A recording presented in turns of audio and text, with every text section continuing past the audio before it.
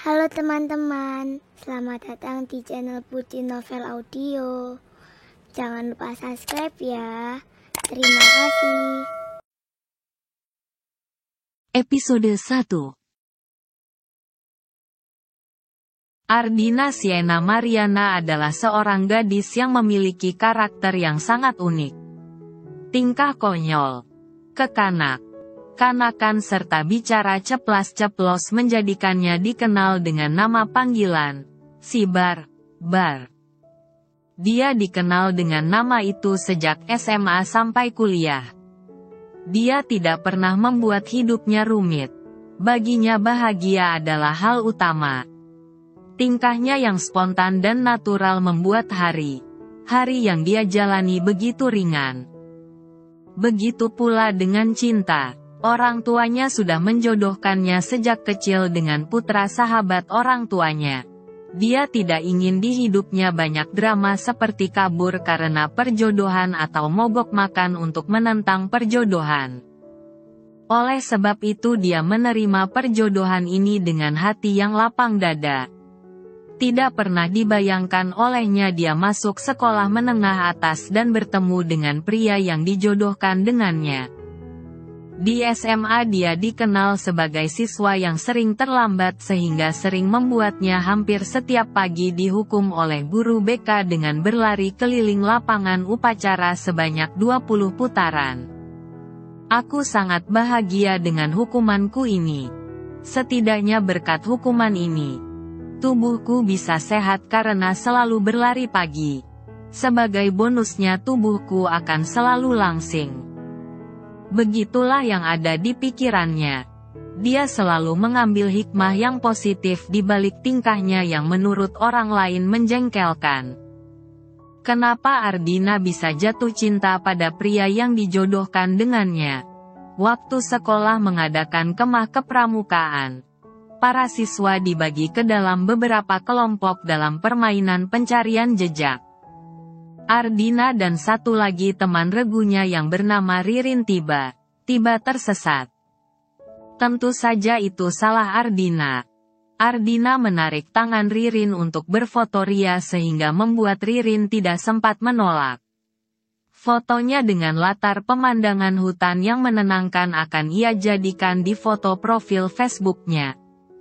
Setelah berfoto ternyata temannya yang lain sudah tidak ada. Mereka pun lupa jalan kembali ke tenda. Waktu sudah tengah malam. Gelap gulita. Mereka masih tersesat. Mendengar suara serigala keduanya lalu lari terbirit-birit. Tidak sengaja kaki Ardina terpeleset jatuh ke jurang.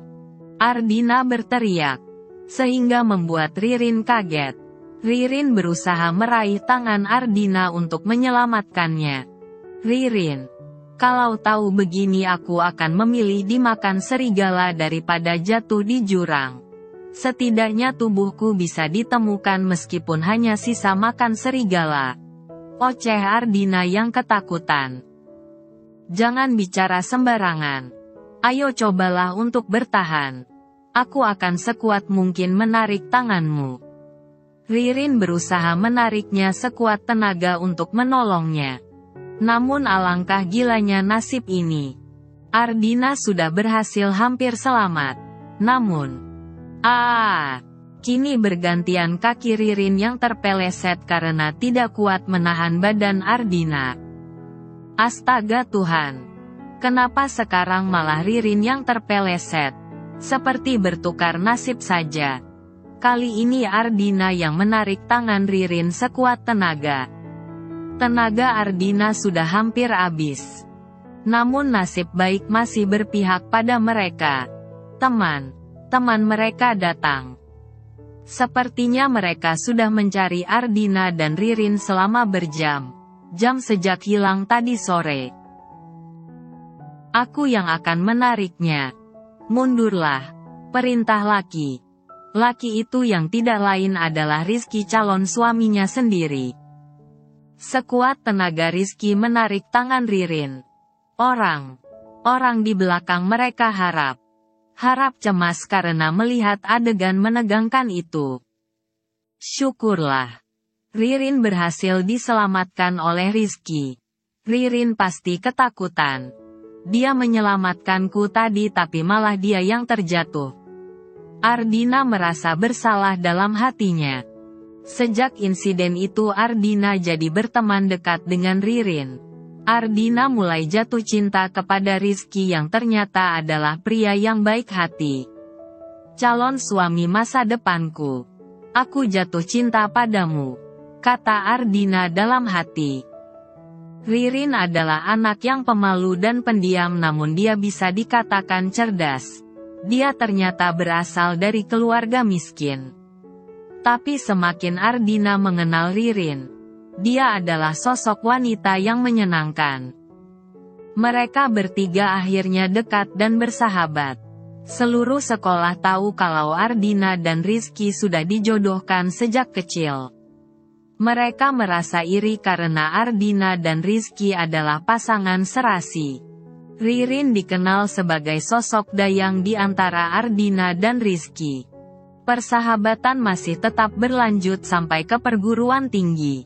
Kini setelah selesai menempuh pendidikan, mereka sekarang adalah pria dan wanita karir yang sudah dewasa dan cukup mapan.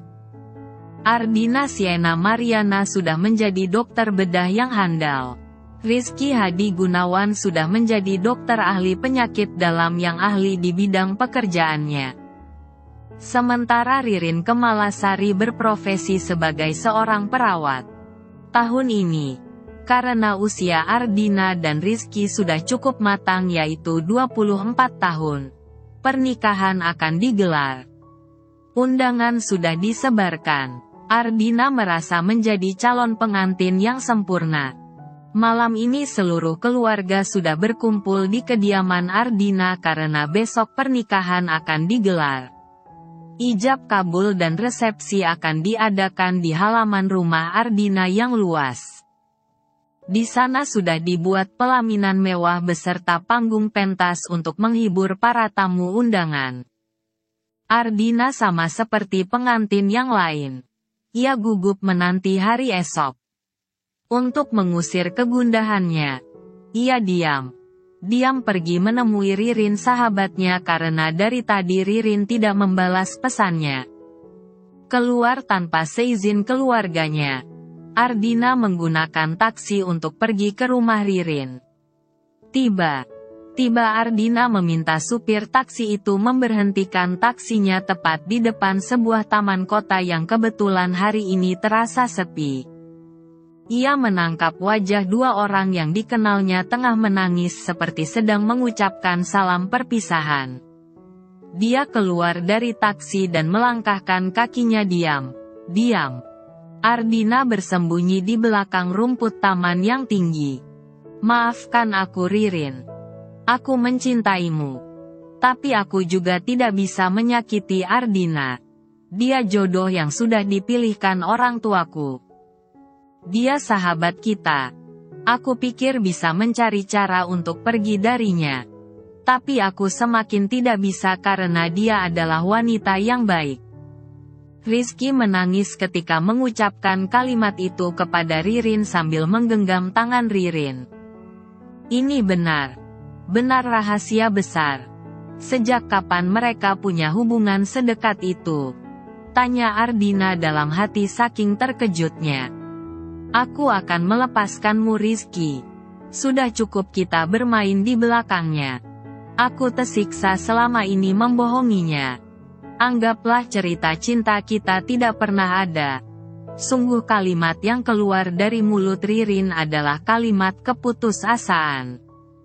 Meskipun aku mengenalmu jauh lebih dulu dari mengenalnya. Namun hati yang baik itu tidak sanggup aku sakiti. Aku bahkan tidak bisa berkata jujur padanya. Kalau kau adalah kekasihku sejak kita SMP. Lanjut Rizky lagi. Jadi selama ini, akulah orang ketiga di antara mereka. Apakah perjodohan konyol ini sangat keterlaluan selama ini? Jika mereka saling mencintai, lalu aku harus berada di mana? Tapi pernikahan akan diadakan besok. Keluargaku tidak akan kubiarkan malu.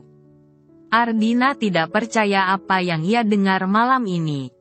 Sungguh sakit hatinya. Apakah ini yang dinamakan cinta segitiga? Sungguh sakit hatinya. Apakah ini yang dinamakan cinta segitiga? Semalaman Ardina berpikir tentang apa yang harus ia lakukan ke depannya. Ia tidak bisa tidur.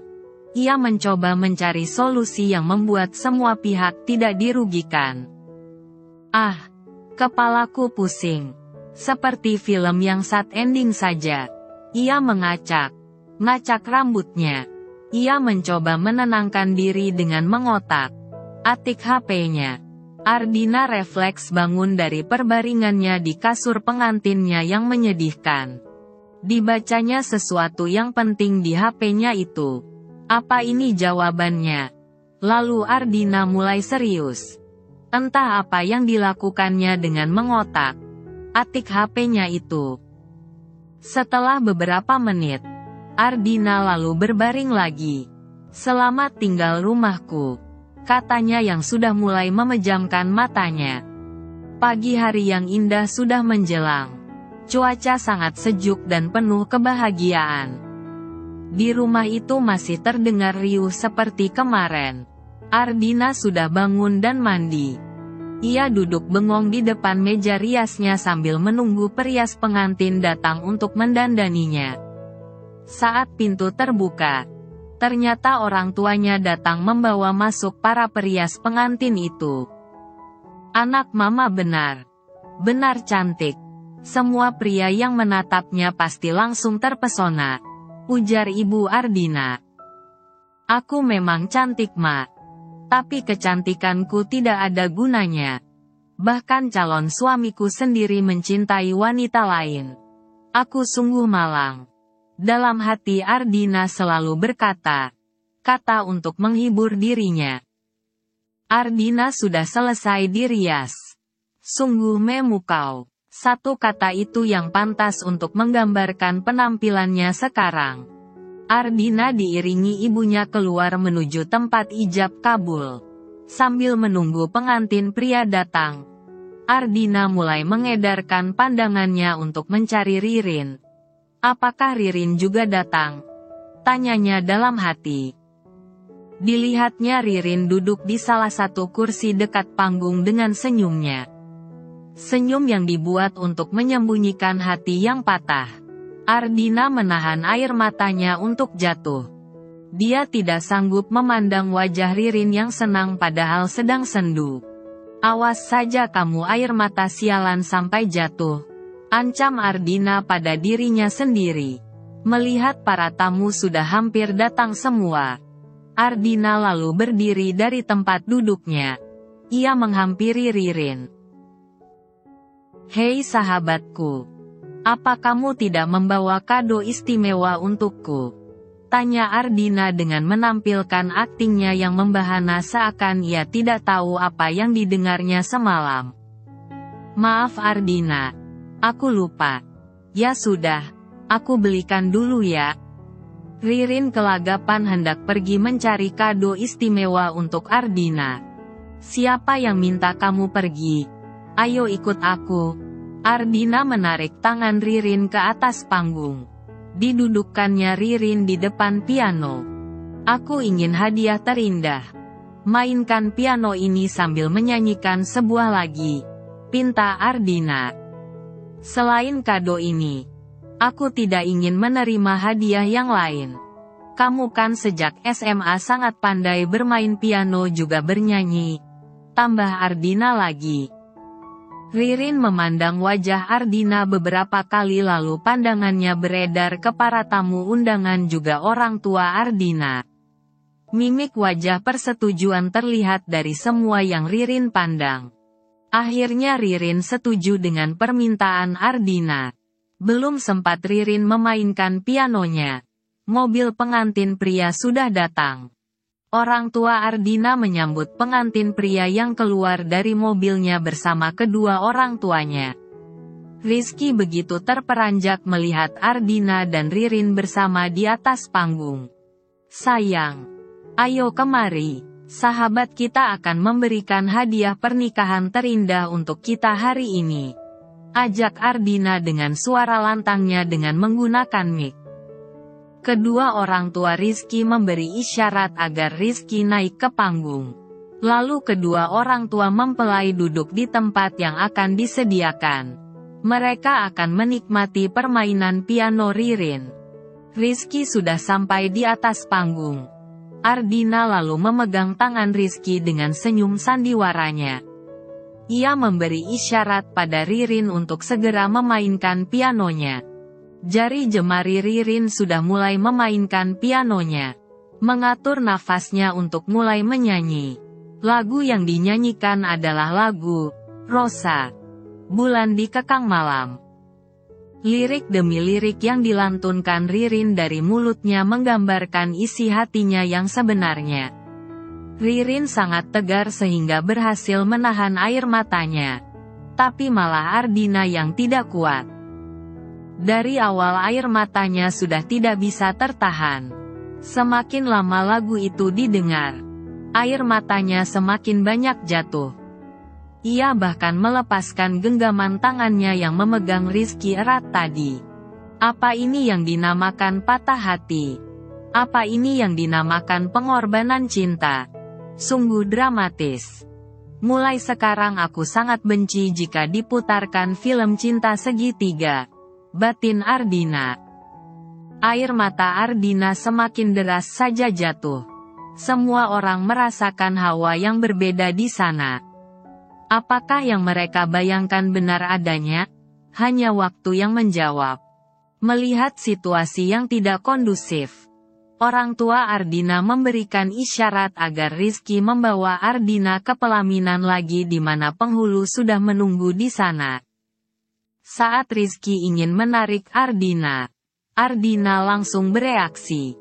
Sudah cukup Rizky sandiwara cintanya? Ardina menangis deras. Ardina, kamu mencintai Ririn. Ririn juga mencintai kamu. Lalu aku harus berada di mana jika kalian saling mencintai? Ucap Ardina tiba-tiba. Semua orang kaget. Dari mana Ardina tahu semua ini?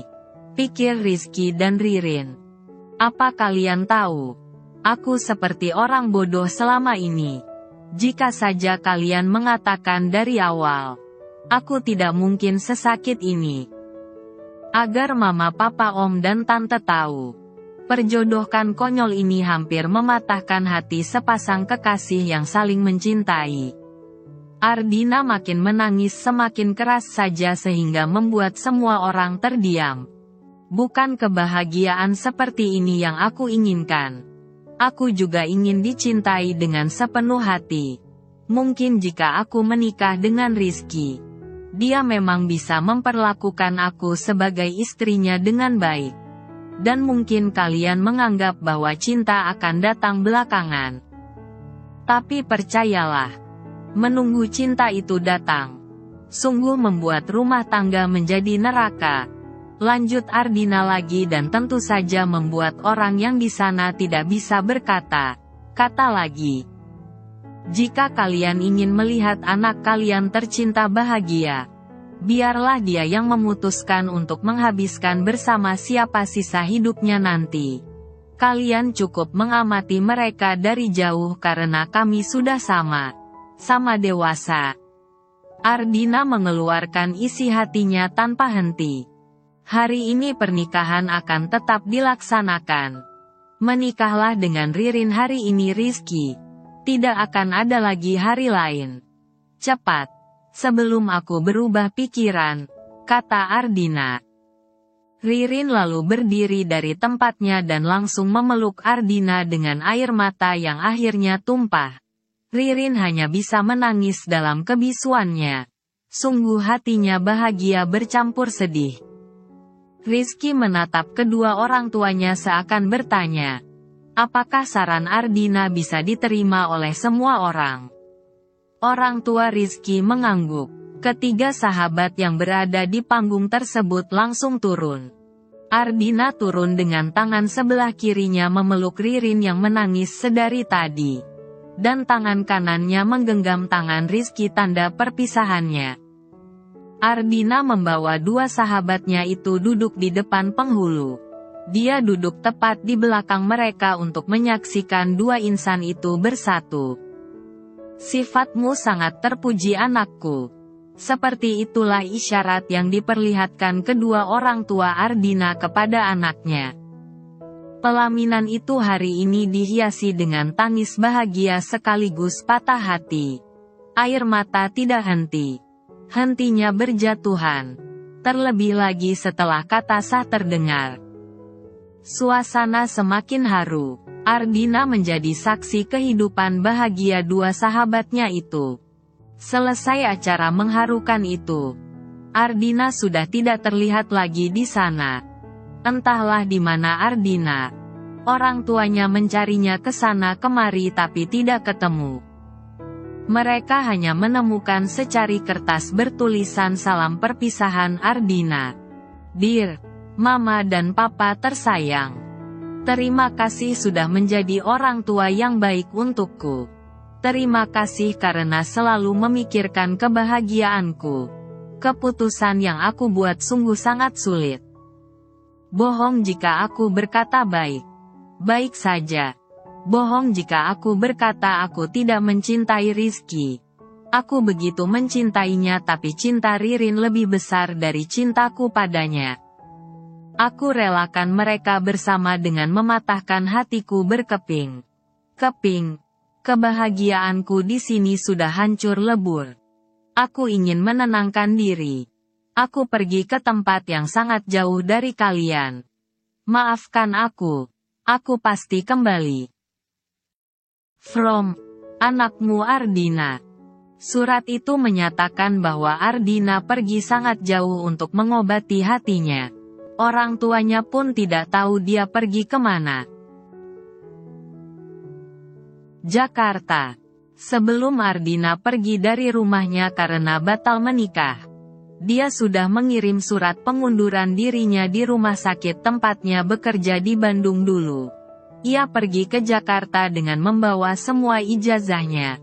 Baju hanya sedikit yang ia bawa. Bahkan ia juga mengganti nomor HP-nya. Ia juga sudah mengirim lamaran pekerjaan di salah satu rumah sakit swasta terbesar di Jakarta. Selama di Jakarta ia akan tinggal di sebuah kontrakan kecil. Ia berharap rasa sakit hatinya akan segera sembuh agar dia bisa pulang. Sambil menunggu panggilan wawancara terakhir ia mengisi harinya dengan jalan menyusuri daerah yang bagus di Jakarta. Ia merasa perlu beradaptasi dengan lingkungan barunya. Terutama malam ini. Malam ini adalah malam minggu. Ia berniat akan pergi ke pasar malam yang tidak jauh dari kontrakannya. Di pasar malam, ia ingin menghibur diri dengan uji nyali masuk ke permainan rumah hantu. Ardina begitu gembira dan terhibur ketika masuk ke permainan itu. Di tengah kegembiraannya ia terkejut tiba kobaran api masuk ke permainan rumah hantu itu. Ternyata di malam yang indah ini malah terjadi hal yang begitu tidak diinginkan. Malam ini sebuah kejadian tragis tengah menggemparkan masyarakat sekitar pasar malam. Pasar malam besar itu tiba saja terbakar. Kobaran apinya begitu besar membuat setiap pengunjung lari terbirit untuk menyelamatkan diri masing-masing. Tolong. Apa ada orang yang mau menolongku? Tolong, teriak Ardina yang tengah ketakutan. Gadis berusia 24 tahun ini sedang terjebak di permainan rumah hantu. Ia tidak bisa keluar karena semua jalan keluar terblokir oleh api. Mama, Papa, apa Ardina malam ini akan mati? Hiks, apa orang rumah bakalan tahu aku akan mati malam ini. Hiks, sudah batal menikah. Mati sia. Kenapa hidupku begitu malang? Hiks. Ardina hanya bisa menangis. Brak! Apa ada orang di dalam? Teriak seorang pria. Ada orang, Mas. Aku di sini. Ardina senang ada orang yang mau menolongnya. Jangan bergerak sedikit pun sebelum aku sampai di situ. Hati api makin besar. Teriaknya lagi. Iya, Mas. Teriak Ardina. Pria itu dengan hati melewati kobaran api. Dengan memanfaatkan celah kecil. Sedikit demi sedikit dia berjalan ke arah Ardina. Sampai akhirnya dia tiba juga di dekat Ardina. Kamu jangan menangis. Sudah dewasa kok masih menangis? Terima kasih Mas sudah mau datang menolong aku. Ardina masih menangis. Teriakan kamu itu kencang sekali sampai terdengar dari luar rumah hantu ini. Untung aku masih punya hati buat menyelamatkan kamu. Ayo pegang tanganku. Jangan sampai salah langkah. Sedikit saja kita lengah dari api. Kita berdua akan mati terpanggang di sini. Aku tidak mau ya mati malam ini. Besok aku mau nikah. Ucap pria itu yang tidak lain adalah Damar. Aku juga tidak mau mati Mas. Ardina masih menangis. Damar pun menuntun Ardina pelan keluar dari permainan rumah hantu itu. Akhirnya mereka tiba juga di pintu keluar. Ardina masih bisa melihat bahwa orang masih berlarian ke sana kemari saking paniknya. Besar sekali ya Mas apinya. Ayo kita keluar dari areal ini Mas. Kita berdua tidak boleh mati malam ini. Tanpa basi lagi Ardina langsung menarik tangan Damar membawanya keluar dari pasar malam. Malam itu meskipun nyawanya hampir saja melayang namun Ardina begitu bahagia. Tanpa Damar sadari di tengah langkah lari mereka, Ardina tersenyum ke arahnya. Akhirnya mereka berhasil keluar juga dari areal pasar malam yang terbakar. Mereka berdua masih ngosan. Terima kasih ya Mas sudah menyelamatkan saya, ucap Ardina. Sama. Aku mau pergi dulu. Urusan kita sudah bereskan. Kamu juga sudah aman sekarang. Aku harus pulang. Besok aku mau nikah. Damar lalu pergi meninggalkan tempat itu. Mas namanya siapa? Ardina mengikuti Damar. Kamu tidak perlu tahu namaku siapa karena setelah ini kita tidak akan ketemu lagi, ucap Damar. Tapi aku mau tahu nama Mas, kata Ardina kekeh. Jangan mengikuti aku lagi, sudah sana pergi. Damar akhirnya sampai di dekat mobilnya. Dia mengusir paksa Ardina. Setelah masuk ke dalam mobilnya, ia pun langsung meninggalkan tempat itu dengan menancap gas. Kalau kamu tidak mau memberitahu namamu maka aku yang akan cari tahu sendiri, teriak Ardina. Tentu saja teriakan itu tidak didengar Damar karena mobil Damar sudah jauh. Terima kasih karena sudah menyelamatkan aku, teriak Ardina lagi. Ternyata di Jakarta masih ada orang baik juga. Aku kira penghuni di ibu kota semuanya acuh dan saling tidak peduli. Aku berhutang nyawa padanya. Kalau aku sudah tahu namanya, aku akan membayar hutangku itu, ucap Ardina tersenyum. Malam ini Ardina senang bisa lolos dari musibah. Setelah memastikan mobil Damar sudah sangat jauh, Ardina pun pulang ke kontrakannya. Damar yang malam ini iseng jalan ke pasar malam untuk membuang rasa groginya karena besok akan menikah malah membuatnya marah sendiri.